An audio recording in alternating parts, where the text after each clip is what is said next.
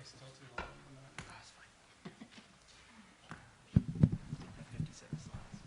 I'm going to start with a question, and I'll invite my friends to ask questions. But it's really the question, where the money at? Public, private, donors, open question. I was talking with Amy earlier. I think she has $20 in her wallet. A little less now. I'll take it. Well, who was that? Who was the 20? Yeah. Nope, I'll take the 20. 17.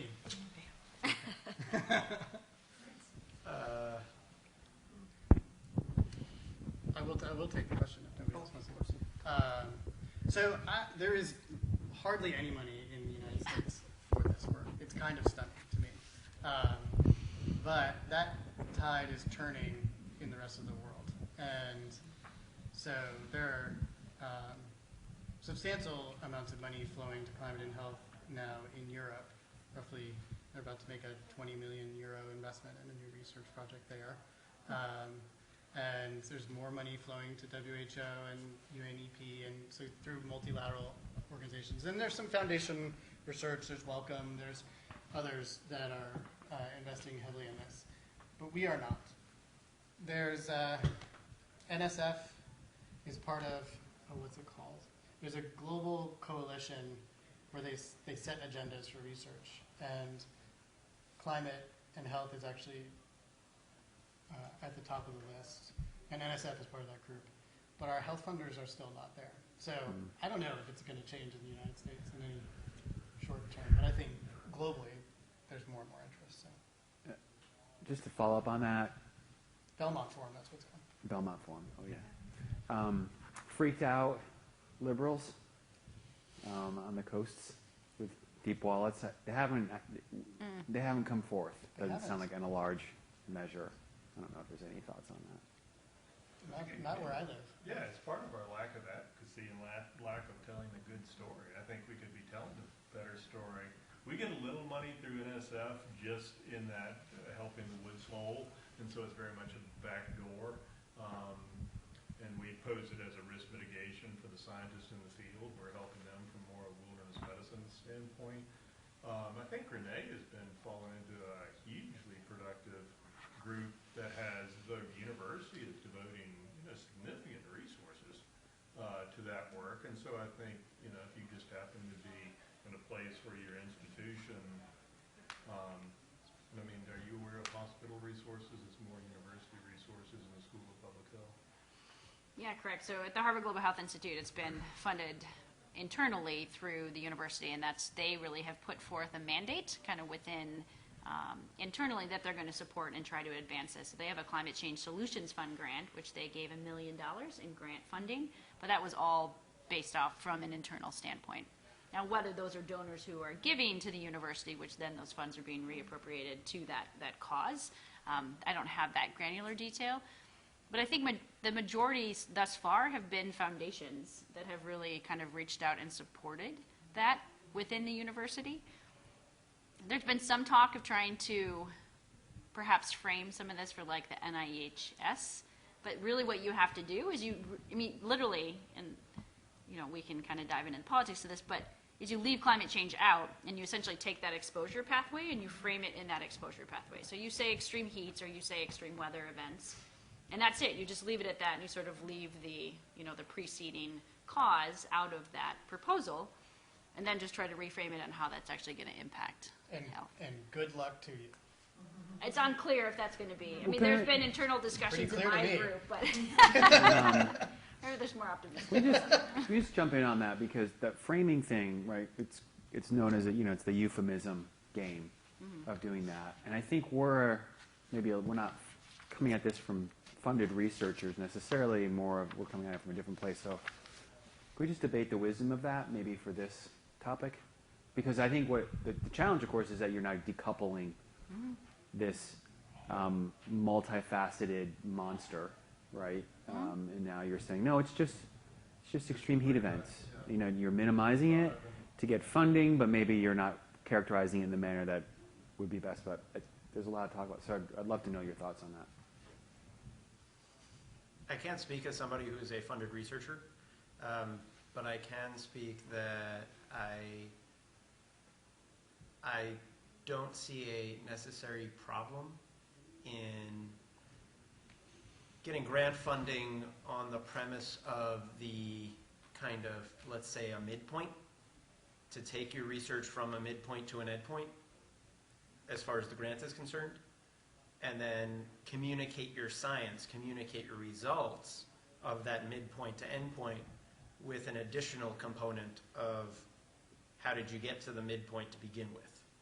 So if somebody wants to pay me to do the increased heat, increased weather events, leads to human health impacts, and this is a model that shows how you can mitigate those effects, if somebody wants to pay me for that B to C part, I'll take it, and then I'll report B to C along with A to B,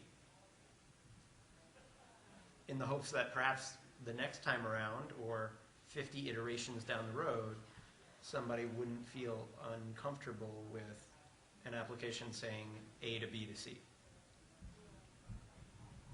Yeah, I don't know if I have more or less patience than Jonathan in this, but I to finish up on what I started, is I've really, and kind of joining Jeremy in this, is I don't see any great funding sources other than philanthropy.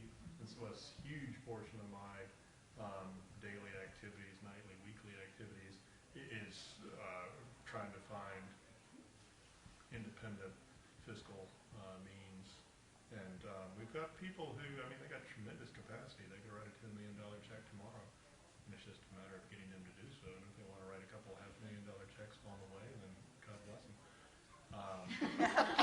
But, I mean, just a random meeting, just Bezos was at a party I was at and talked briefly with him. And it's like, people are out there who have just unimaginable capacity. And they're very much of the awareness. I mean, he was speaking on Blue Horizons, his whole thrust to get people into space, to get people to the moon and to outer planets, purely because we're trashing this planet. And so I think there are means, there are people who have capacity, they have passion, they see the same things we're seeing and would be willing to approach it. And it's just a matter of us. I mean, it's kind of like shots on goal. If you're not taking shots on goal, sure as hell not going to get anything in there. And so it's a matter of us framing arguments that capture their interest. Yeah, I agree. I think by any means necessary, really.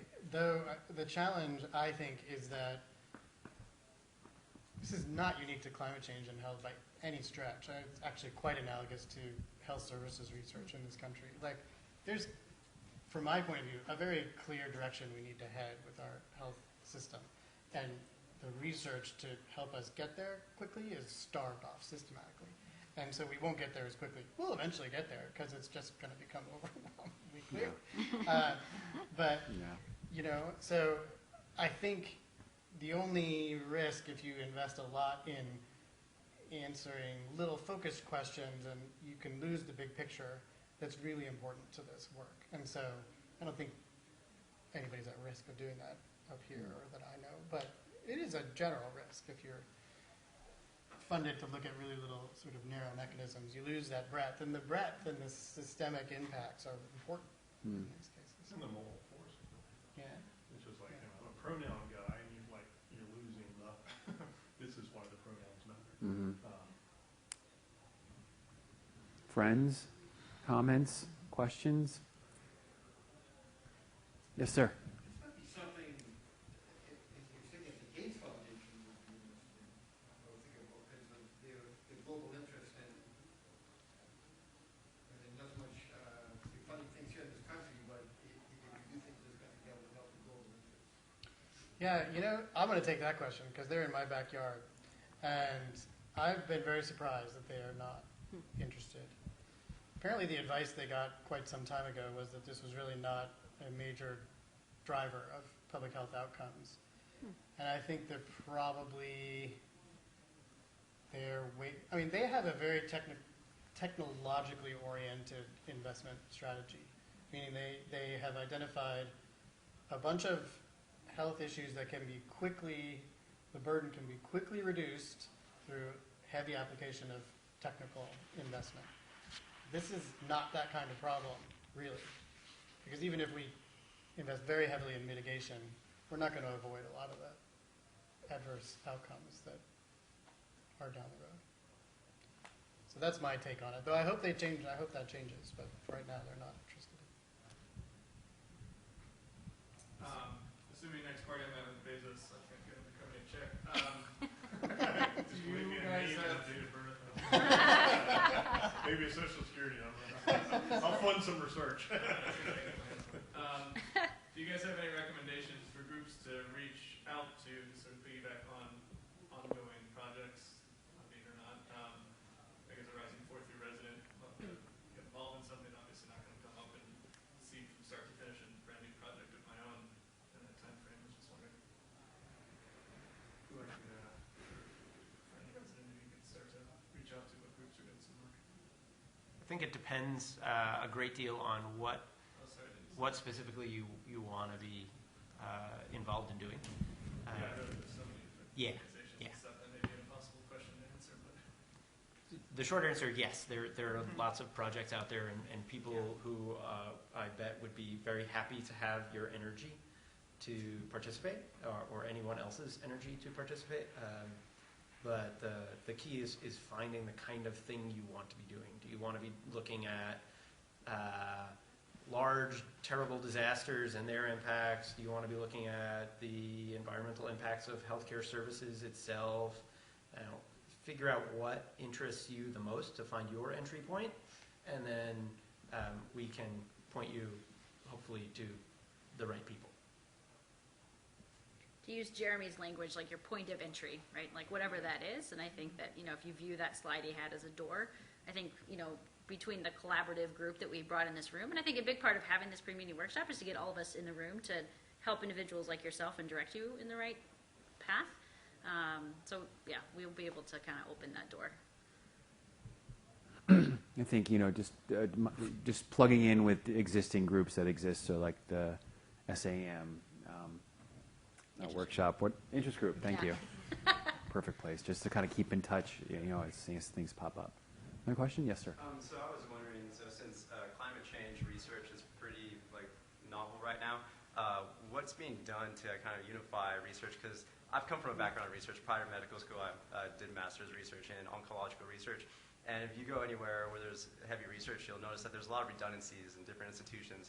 And if research could be sped up, if there was a better platform to connect, researchers and everything. I know a lot of researchers are always worried about getting scooped or their ideas stolen from them. But with a novel area such as climate change, I think you need more unity to actually get the message across. So what's being done to unify research efforts across the nation or across the globe as far as climate change's impact on healthcare? Is there a platform out there where one person researching one problem could see what another person is researching on the other side of the world and see whether or not there is a chance to collaborate amongst each other?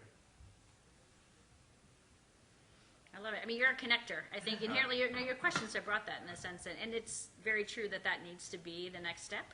I mean, I think getting this group together in the room has been sort of the first step, but you're right. I mean, that's sort of the next step. Not only do we need junior education session, not only do we need to reach out to residency directors and try to incorporate that and try to have collaboration, but from a research standpoint, that would be an ideal standpoint. And I think, if there already, as we've discussed, there's already limited resources financially, so we want to try to optimize the small resources that we collaboratively within climate change and health research have, and so don't want to be doing, like you said, the same questions. So I think, having some platform for individuals to connect, I would envision that would be on larger kind of national organizations to utilize that, with the SAEM, interest group potentially being one that could help facilitate within the EM. There are two platforms that you should be aware of, one of which explicitly serves that, not exactly that purpose, but it's the Lancet Countdown. So it's an annual publication in the Lancet about climate change, health impacts, and mitigation progress, and health co-benefits associated with mitigation on a global scale. And that's run out of the UK, but there are U.S. partners in that project. And then the Global Burden of Disease project kind of does what you're talking about. I mean, it's a centralized estimate of disease burden. Right now, it does not include climate change, or actually any of the major drivers that are associated with climate change, apart from a few disasters. But I think that will change. One more question?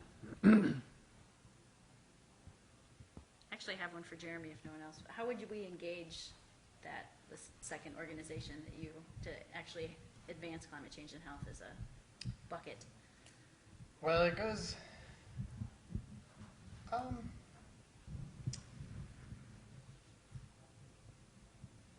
You become a you mean with GBD? Mm-hmm.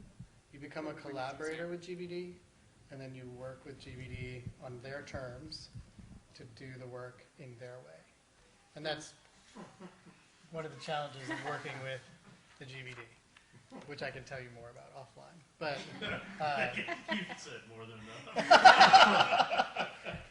well, you Harvard people know you had him for a while, so you know Dr. Murray, the head of the GBD, an outstanding scientist who was at Harvard for a while. And, Okay. yeah. Anyway, but I think the bigger answer to that is actually doing good science that feeds into those global platforms, those global assimilators of impact estimates, is the other way to do it. Just lead the way.